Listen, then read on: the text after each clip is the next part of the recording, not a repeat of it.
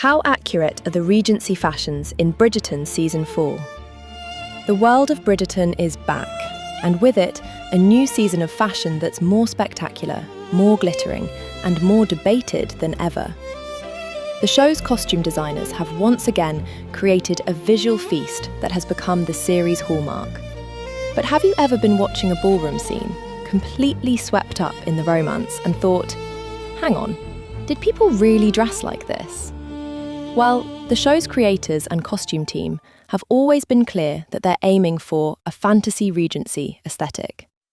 A world inspired by the past, but not chained to it. Their priority is telling a story through clothing, not creating a museum-quality reproduction. But that doesn't mean history gets thrown out the window. The truth is far more complex and, frankly, much more interesting. So, let's place the spectacular costumes of Bridgerton Season 4 side by side with genuine historical portraits, fashion plates, and illustrations from the era. We'll uncover which character's fashion is surprisingly authentic and where the showrunners chose dazzling fantasy over documented fact. By the end, you'll be able to spot the history from the Hollywood magic in every single scene. The overall aesthetic, a fantasy grounded in fact. Before we get into specific characters, let's talk about the general look of the show. The Regency Era, which historically runs from about 1795 to 1837, was a time of huge sartorial change. Influenced by a craze for all things neoclassical, fashion shifted away from the wide, restrictive gowns of the 18th century towards something softer and more natural.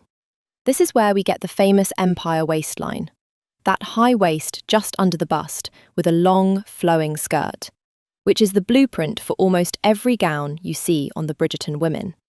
The show's designers, from Ellen Morodnik in Season 1 to the team led by John Glazer for Seasons 3 and 4, consistently use this silhouette as their starting point.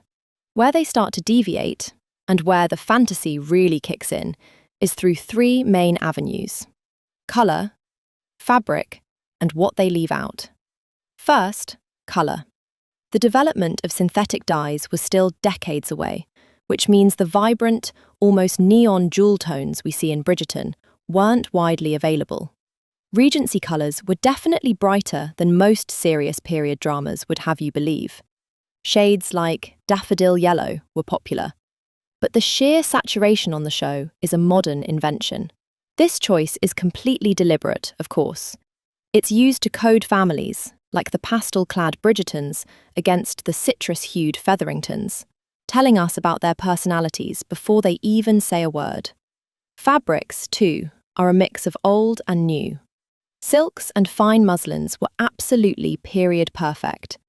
But the show uses a whole range of modern textiles to get a specific drape, shimmer, or structure that historical fabrics just couldn't achieve. And maybe most noticeably, the show often skips the less glamorous historical layers. Nearly every woman of the era would have worn a chemise under her gown, as well as petticoats and stays. The sleek, sometimes sheer look of Bridgerton's gowns is achieved by ditching these underpinnings. A clear choice for a modern TV aesthetic over historical function. So, the accuracy is in the foundational shape, while the fantasy is built with colour, fabric, and a streamlined, modern sensibility. Queen Charlotte, the historical anchor. Let's start at the top, with the monarch herself, Queen Charlotte. Of all the main characters, her wardrobe is arguably the most historically rooted, though not in the way you might think. While the younger members of the ton are sporting the latest Regency styles, the Queen is firmly stuck in the fashions of a bygone era. When we see Queen Charlotte, she's a vision of architectural splendour. Her gowns have wide panniers, those hip-extending structures that create a huge canvas-like skirt, paired with a stiff, pointed bodice and an elaborate, towering wig. This look is completely out of step with the high-waisted, flowing gowns of the 1810s. And that is precisely the point. Her style is a deliberate throwback to the 1760s and 1770s, the era of her youth. If you place a still of Golda Rochevelle as Queen Charlotte next to a real portrait by artists like Alan Ramsay or Thomas Gainsborough, the parallels are striking. The real Queen Charlotte is shown in similarly massive gowns, dripping with lace, ribbons, and jewels. This was formal court dress meant to project power, tradition, and stability. The show nails this. By dressing the Queen in an older style, the costume designers visually set her apart, reinforcing her age, her status, and her role as the unchanging pillar of the monarchy. Sure, the wigs are pure fantasy, and the fabrics are modern, but the core choice to dress her in an outdated, formal style is surprisingly accurate. It tells us the Queen operates by her own set of rules, both in society and in fashion. The leading ladies. Storytelling through style. Now for our leading ladies, where the costumes become less about history and more about telling a very personal story. First, let's talk about Sophie and that show-stopping silver masquerade gown. The entire plot hinges on this moment, and her disguise had to be both magical and believable. The costume team revealed that this season's grand Midnight in a Woodland Forest masquerade ball featured over 170 unique, high-fantasy costumes. For Sophie, the script simply said, silver.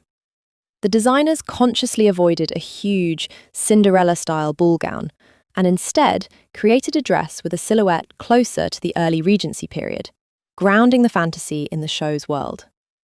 And when we compare Sophie's gown to historical fashion plates of masquerade costumes, like those from Ackerman's Repository of Arts, you can see the connection.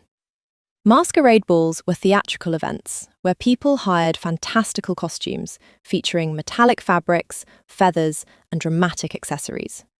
So, while a solid silver gown wasn't your typical evening wear, it's perfectly plausible for the heightened reality of a masquerade.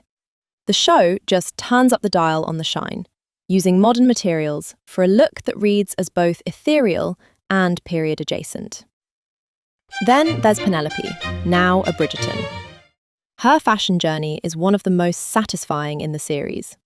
For seasons, she was trapped in the garish citrus and yellow shades her mother forced on her, colours that Julia Quinn's novels explicitly call tacky. Her gowns were often ill-fitting, a visual symbol of her discomfort and wallflower status. In season 4, Penelope's wardrobe finally reflects her newfound confidence. She's adopted the Bridgerton family's signature pastel palette, favouring soft blues and florals. But while the colours are more subdued, the Bridgerton fantasy is still in full effect. Her gowns use modern fabrics and an exaggerated hourglass shape, which is achieved with corsetry that's really more Victorian than Regency.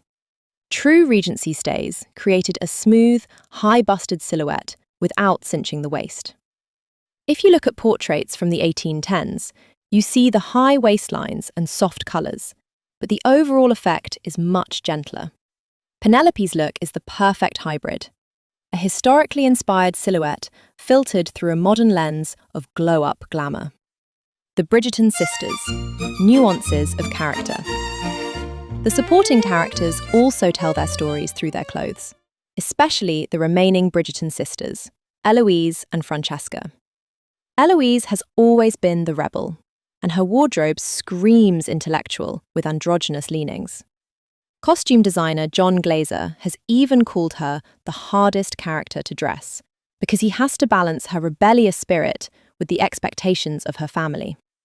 Her season 4 costumes continue this theme, featuring more tailored masculine touches, but still within the family's soft colour palette. Historically, you can find parallels in portraits of blue stockings, the intellectual women of the era, like Mary Wollstonecraft. They often favoured simpler gowns and Spencer jackets. Eloise's costumes echo this practicality, but with a vibrant, modern twist. Her Joan of Arc masquerade costume is a perfect example. A powerful, feminist statement that's pure Eloise, but rendered in Bridgerton blue, with beads instead of armour, keeping it within the show's aesthetic.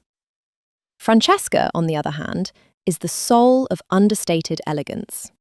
Her style is the most classically Regency of all the sisters. Her wardrobe is full of simple, pale, empire-waisted gowns with very little decoration. This aligns perfectly with historical depictions of reserved aristocratic ladies, who were often shown in simple muslin dresses to signal modesty and refinement. Francesca's look is a direct nod to this ideal, though, like all Bridgerton costumes, it benefits from flawless modern tailoring and the strategic absence of petticoats for a sleeker line. The Gentleman, a refined fantasy. While the ladies' gowns get all the attention, the menswear in Bridgerton also walks that line between history and fantasy. The key historical figure for Regency men is Beau Brummell, the original dandy who basically invented modern menswear by championing clean lines and impeccable tailoring over the frilly silks of the 18th century. The Bridgerton men's look is rooted in this Brummell ideal. The dark tailcoats, fitted breeches, crisp white shirts, and intricately tied cravats are all hallmarks of the period. But again, the show tweaks things for a modern audience. The fit of the trousers is often much tighter than was typical. The collars are softer, and the vibrant, patterned waistcoats, while plausible, are exaggerated for visual pop. In Season 4, Benedict's Masquerade costume is a masterclass in this blend. He shows up in head-to-toe black, a choice the script uses to signal his connection to a more debauched, artistic world. The designers took inspiration from Joseph Fiennes in Shakespeare in Love to create a devil-may-care poet vibe. And while a man could certainly get bespoke black evening wear in London, Benedict's look is less about historical replication and more about creating a moody, romantic hero. It intentionally ditches period details like a formal stock tie for a more modern, open-necked feel that's pure cinematic brooding. The unseen details, undergarments and accessories. Finally, let's get into the bits and pieces the show often changes or just ignores completely. Undergarments, hair, and accessories. This is where Bridgerton takes its biggest creative leaps. As mentioned, the corsetry is a major point of difference. Regency women wore stays, which were softer and designed to support the bust, not to violently cinch the waist into an hourglass. The show often uses modern corsets to create a tightly laced silhouette that's more familiar to us, but really belongs to the later Victorian era. Let's just say that historically accurate underwear wasn't designed to be sexy, so for lingerie moments, the designers often look to other eras, like the 1930s, for inspiration. Hairstyles are a similar fusion. The updos with curls framing the face are inspired by the classical Greek and Roman styles popular during the Regency, but they're often much softer and looser than their historical counterparts. Real Regency hair could be incredibly elaborate, but the show opts for a more romantic, effortless look. Accessories are a mixed bag. The long gloves and small purses known as reticules are accurate. However, the show is famously bonnet-free in many outdoor scenes, where a historical woman would never have left the house without a hat. This is a deliberate choice, allowing us to see the actors' faces and maintaining a less fussy aesthetic. So, how accurate are the fashions in Bridgerton? The truth is, they are accurately inaccurate. And that's their greatest strength. The show's costume design is a masterful blend of history and fantasy. It uses the Regency silhouette as a solid foundation, a recognizable anchor that tells us what world we're in. Then, on top of that, it builds a spectacular fantasy with vibrant color, modern fabrics, and streamlined fits that care more about character, emotion, and pure visual delight than a slavish history lesson. The designers aren't making mistakes. They are making choices. They're using the language of fashion to tell us who is powerful, who is rebellious, who is in love, and who is an outsider. From Queen Charlotte's historically layered power dressing to Sophie's fantastical silver gown, the costumes are as much a part of the script as the dialogue. And that's really the magic of Bridgerton, isn't it? It invites us into a world that feels both historical and brand new. But I want to know what you think. Which season 4 costume was your absolute favourite? And do you prefer the moments of surprising accuracy or the dazzling flights of fantasy? Let me know in the comments below. If you enjoyed this, make sure to like and subscribe for more deep dives into the history of fashion on screen.